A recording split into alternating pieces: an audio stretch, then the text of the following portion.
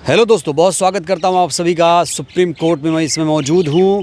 CJI साहब धड़ाधड़ फैसले सुना रहे हैं। एक बहुत बड़ा फैसला बुलडोज़र को लेकर आया। योगी सरकार को सख्त आदेश देते हुए कहा गया कि जिसका घर बुलडोज़र से गिराया जाएगा तो उसे तुरंत 25 लाख रुपए देना पड़ेगा। मामले को समझेंगे। हमारे साथ हैं सुप्रीम कोर्ट के एडवोकेट औरंगज़ेब जी। औरंगज़ेब जी, बहुत स्वागत है सर, इधर आइए। ये जो फैसला है, कितनी बड़ी राहत? देखिए, मुझे तो लगता है कि ये तो बहुत पहले देनी चाहिए सीजेआई साहब को, और इस पर बहुत पहले एक्शन लेते। तो खासकर जितने मासूमों का घर गिरा, वो अकबरपुर देखिए, अबरारपुर देखिए, इसमें पूरे लोगों का घर तोड़ा दिया गया।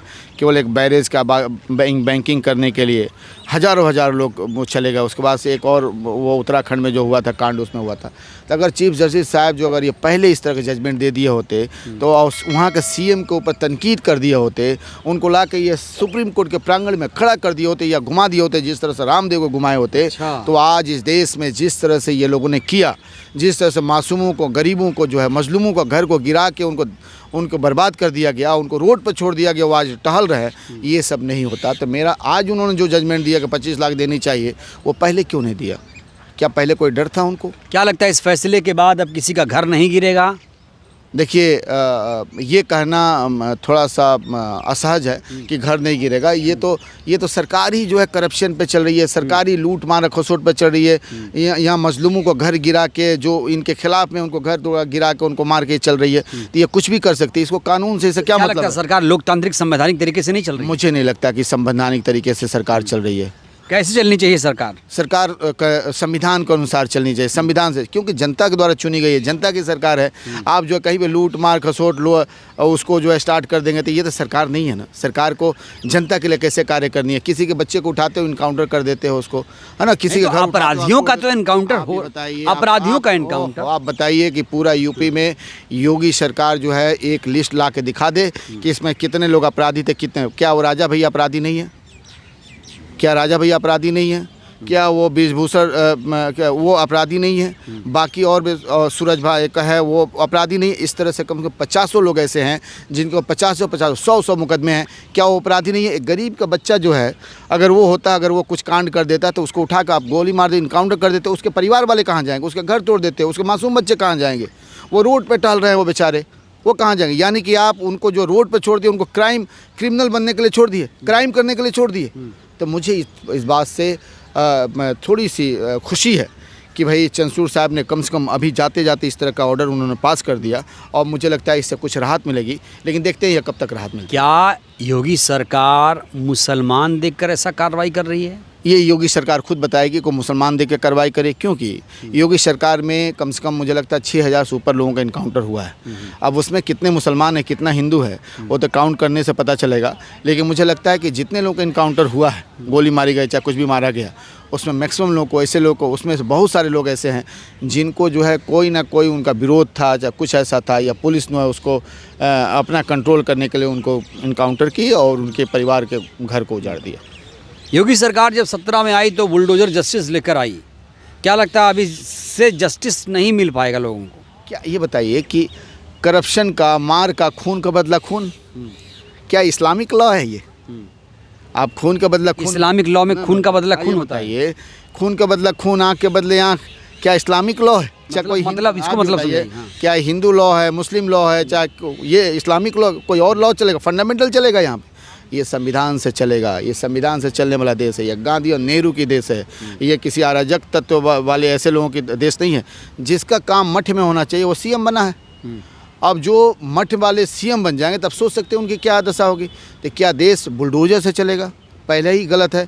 आप ये बताइए, अपराधी को उठा के आप उसको इनकाउंटर, चुने हुए मुख्यमंत्री है ना वो, तो एक सेकंड, मठ में क्या है, वो तो चुने हुए सीएम है ना। बताइए जनता ने चुना है कि नहीं? कुछ दिन पहले एक जज में एक अपराधी जो 18 या 28 साल के बाद से 2 भाई निकल के आए, बाद में पता चला कि उन्होंने रेप किया ही नहीं था और किसी का मर्डर ही नहीं किया था, और उनको सज़ा मिल गई थी। 28 साल के बाद से वो जो बाहर निकले तब पूरी पता चला, मीडिया में आया, सब क्या है। अभी बताइए कि जिसने सज़ा दी थी, जिस जज ने सज़ा दी थी और जिसने उसके ऊपर तोहमत लगाई थी, क्या उसको सज़ा मिलेगी?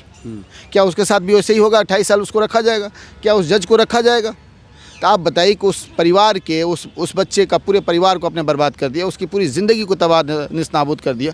ये कहाँ का जस्टिस? जिम्मेदार कौन है इसके लिए? इसके जिम्मेदार जो है प्रशासन, इसके जिम्मेदार सरकार है और सरकार को इस पर एक्शन। और सबसे बड़ी बात है कि ये न्यायालय है कि अगर इस तरह की कोई भी एक्टिविटी होती है और कोई केस अगर इसे फाइल किया जाता है, तुरंत उसके ऊपर एक्शन लो, उसको ला के सुप्रीम कोर्ट में खड़ा करो प्रांगण में, वो ठीक हो जाएगा। तो क्या चाहते हैं आप? सुप्रीम कोर्ट को क्या करना चाहिए? बताइए, जनता से अब 25 लाख की बात कही गई है। आप बताइए, जनता से बढ़ के क्या होता है? ये जो है जनता ही जनार्दन है ना, वही तो मालिक है। हमने चुना है आपको और हमें न्याय चाहिए, जनता के द्वारा न्याय चाहिए। जनता ने क्या बनाई? संविधान बनाई है, संविधान के द्वारा आप न्यायिक प्रणाली को चलाए। जब नहीं चला पा रहे हो तो उसको चलाने के लिए सुचारू उसको जुडिशल फॉर्म में लाने के लिए कौन उस पर एक्शन लेगा? हाई कोर्ट लेगी, लोअर कोर्ट नहीं लेती, हाई कोर्ट लेगी, सुप्रीम कोर्ट लेगी। तो आप इनको लेना चाहिए और इनको लेना होगा। इन्होंने जो किया मुझे लगता है ये कुछ बेहतर है, आने वाला समय इस पर बेहतर होगा। और जितने सीएम हैं, बाकी जो भी हैं नेता हैं, वो आपसी रंजिश को भुला के देश के योगदान के लिए, संविधान को बचाने के लिए, बाकी आने वाले जेनरेशन के लिए कुछ बेहतर करेंगे, जिससे कि बेहतर भविष्य का निर्माण होगा। मदरसा एक्ट को लेकर भी फैसला आ चुका है, सुप्रीम कोर्ट के फैसले को लेकर क्या कहेंगे आप? देखिए, मदरसा का पहले नंबर जो आया उसमें मैं मानता हूँ ठीक है। सीजीआई जाते जाते कुछ तो दे गए आपको, जो ना उम्मीद थी कम से कम उम्मीद ही बनी। मुसलमान याद रखिएगा इस फैसले को। देखिए, कुछ तो याद रखेगा, लेकिन अब जो लोग नहीं जानते हैं वो तो चिल्लाएंगे कि हमको बहुत मिल गया, बहुत मिल गया। जिस तरह बहुत सारे मुल्ला जो है चिल्ला रहे हैं, बहुत सारे मौलवी चिल्ला रहे हैं, जिन्होंने बहुत सारे पैसे लूट के खाए कौम के नाम पे, जगह जगह मदरसों से 20-20 हज़ार, 25 हज़ार, 50 हज़ार लिए, जैसे सुनने में आया, वो खुशी मना रहे। लेकिन इसमें क्या कामिल को और फाजिल जो है, खासकर जो अंडर ग्रेजुएट और पोस्ट ग्रेजुएट जो है डिग्रियां, उसकी मान्यता दी गई, उसको आपने रोक दिया। जब उसको रोक दिया तो बाकी आचार्य या ये सब की जो डिग्रियां मिलती हैं, है ना, उसको ग्रेजुएशन और पोस्ट ग्रेजुएट आप देते हो, तो आचार्य की डिग्री पे क्यों नहीं क्वेश्चन मार्क हुआ? उस पर आपने क्यों नहीं क्वेश्चन लगाई? उस पर भी तो लगनी चाहिए। कामिल फाजिल करना, एक मिनट, कामिल फाजिल करना है तो कहाँ जाएंगे पढ़ने के लिए, ये बताइए। नहीं, कामिल फाजिल को तो खत्म ही कर दिया इन्होंने कहा अगर करना हो तो कहाँ करेंगे आप? अब इन्होंने कह दिया कि अप टू मार्क नहीं है, यूजीसी के अंदर में जो जजमेंट एक दे दिया, उस जजमेंट के अंदर अनुसार आपको चलेंगे। लेकिन बात है कि आपको क्या करना चाहिए कि आप उसमें कुछ इम्प्रूवमेंट की बात करनी चाहिए, उसको कहनी चाहिए भाई इसके मार्क पे आप अपने आप को डेवलप करो और सरकार इसको डेवलप करके इसको और इम्प्रूव करे, आने वाला सेशन तक इम्प्रूव करके बच्चों को उस लेवल तक ले जाओ, उसमें यूजीसी इसके थ्रू जो है उनको मेन से कनेक्ट करे। अब क्या है कि जितने बच्चे आम कामिल और फाजिल में जो लोग पढ़ा रहे हैं, चाहे उससे लेके जो इनको डिग्रियां लिए हैं, वो सब बेकार हो गए, ख़त्म हो गए, वो घर बैठ गए, उनकी नौकरी गई, सब कुछ गया, डिग्री गया। अब बताइए वो क्या करेंगे? तो आपने किया क्या? अब सरकार के इंटरफेरेंस आप दे दिए, सरकार उसमें इंटरफेयर करेगी, आपके अंदर घुस गई। तो फिर मदरसा बोर्ड क्यों बनाया आपने? सरकार तो वैसे हर जगह घुसी है। नहीं, मदरसा बोर्ड आपने क्यों बनाया? फिर माइनॉरिटी का जो स्टेटस है 29 और 30 जो डिफाइन करता है, फिर वो कहाँ गया? फिर हमें प्रोटेक्शन कहाँ से मिलता है? 30 का क्लोज 1 हम प्रोटेक्शन क्या दे रहे हैं? एमयू पर भी ऐतिहासिक फैसला आया, माइनॉरिटी का दर्जा बरकरार रहेगा। मानता हूँ कि एमयू पर ऐतिहासिक फैसला है, लेकिन एमयू पर ऐतिहासिक फैसला को आप रीलीगेटेड कर दिया, आप उसको रेगुलर बेंच में ट्रांसफ़र कर दिया। क्यों पर ट्रांसफ़र कर दिया? आपने ठीक जजमेंट दिया, आपने फैसला तो ठीक लगा ना आपके वासा के जजमेंट को ओवर रूल किया, उसमें सभी लोग खुश हैं, हम भी खुश हैं और खुश होनी भी चाहिए कि सीजीआई जो उम्मीद थी वो किया। लेकिन एक्चुअल में देखा जाए, जो जानता है, जो समझता है, उसको मालूम है कि आपने कुछ नहीं किया, आपने एक लॉलीपॉप दिया और इसके अलावा कुछ नहीं किया। तो आप चाहते क्या है? सीजीआई साहब का जो ओवरऑल कार्यकाल रहा कैसा लगा आपको? मैं कहूँगा कि सो रहा, कुछ अच्छा, कुछ खट्टा, कुछ मीठा रहा, जो सबका रहता उसी तरह रहा। पीएम से मुलाकात करने के बाद भी तेवर बदले उनके? देखिए, पीएम से मिले, वो क्या बात की है? जब वो सीजीआई हैं तो लोग कहता है कि आप नहीं मिल सकते। क्यों नहीं मिल सकते हो? मिलना ये तो गलत बात है कि लोग कहे कि भाई पीएम से नहीं मिल सकते हैं, लॉ मिनिस्टर से नहीं मिल सकते। मिल क्यों नहीं सकते? बैठ क्यों नहीं सकते?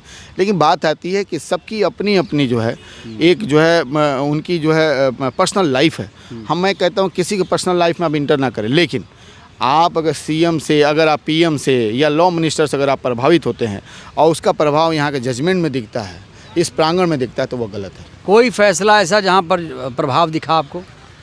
अब इस पे क्या डिस्कशन करें? बहुत सारे ऐसे जजमेंट, कोई ऐसा फैसला जो आपको पसंद नहीं आया? कोई ऐसी बहुत सारे ऐसे जजमेंट है। देखिए, सीएम खासकर हम देखें तो जो बुलडोजर वाला जो है एक्शन था, जो बहुत पहले आपको करनी चाहिए। जो लॉ पे लगातार इनकाउंटर हो रहा है, उस पर आपको एक्शन लेनी चाहिए। जो किसी का जो मजलूमों को मार दिया गया, उस पर एक्शन लेनी चाहिए। अतीक अहमद और मुख्तार के ऊपर जो हुआ, उस पर आपको एक्शन लेनी चाहिए थी। आपको खासकर जो क्या बोलते हैं वो स्कीम अतीक अहमद को, अतीक अहमद तो माफिया थे, सुनिए बताइए, तो क्या आप उनका समर्थन करते आप ये हैं? बताइए स्कीम के बारे में वो था, उसके ऊपर आपको एक्शन लेनी कह चाहिए रहा हूँ अतीक अहमद की बात आपने की, क्या अतीक अहमद को नहीं वैसे करना चाहिए, आप ही कह रहे हैं?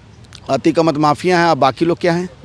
बाकी लोग जो बैठे हुए हैं घर में बैठे हुए हैं और बैठ के सरकार में जो है इनके साथ बैठ के शेयर कर रहे हैं, तो वो माफिया नहीं है? अतीक माफिया था। सरकार के साथ भी माफिया बैठे हैं, आप कह रहे हैं? नहीं, जो बैठे हो तो माफिया नहीं, जिनके ऊपर 50 और 67 केस हुआ है वो माफिया नहीं है। अतीक माफिया थे, ये नहीं थे।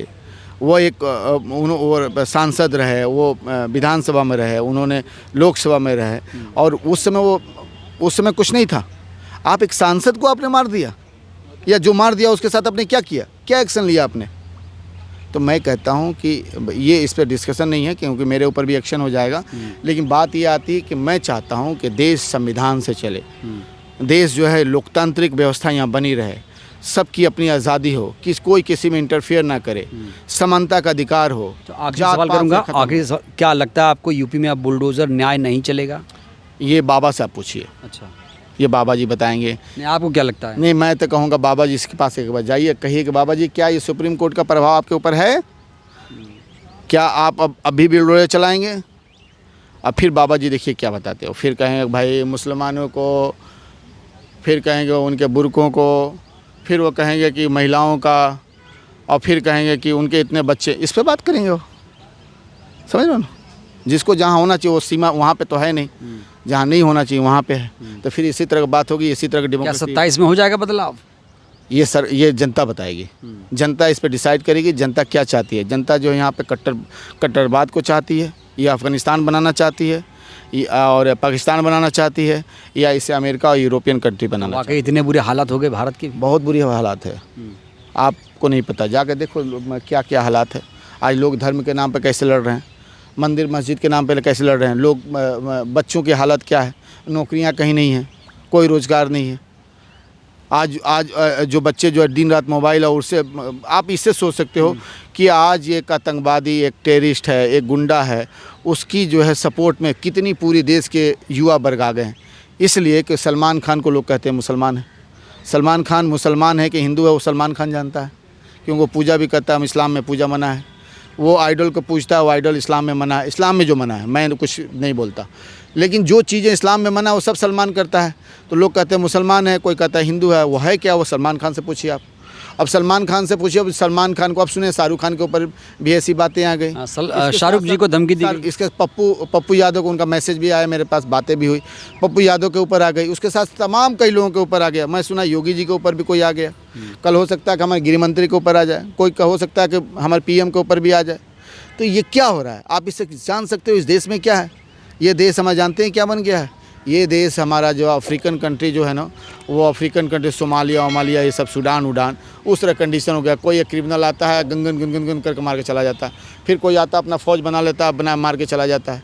और लोग दुबके हुए हैं, कोई कुछ बोल नहीं पाते। इसलिए नहीं बोल पाते, वो बोले तो क्या करे, बोलेगा तो भी मार खाएगा, नहीं बोलेगा तो भी मार खाएगा, क्योंकि सरकार किसी और को सपोर्ट करी। आप सोच सकते हो कि इस देश में मीडिया जो है एक गुंडा क्रिमिनल को कैसे ग्लोरीफाई कर रही है, सरकार कैसे ग्लोरीफाई करे, उसको कैसे बचा रही है, उसको साथ में कैसे लेके चल रही है, कैसे संरक्षण दे रही है। आप सोच सकते हो इस देश की क्या हालत है। क्या एक लोकतांत्रिक देश में इस तरह की बातें होनी चाहिए? ठीक है, इस तरह घटना होनी चाहिए। तो मैं जनता से ही पूछ लेता हूँ, आप लोग बताइए, औरंगजेब साहब की बात से आप लोग सहमत हैं? इन्होंने जो बात कही है क्या सही कही है? कमेंट करके बताइए। बहुत बहुत शुक्रिया।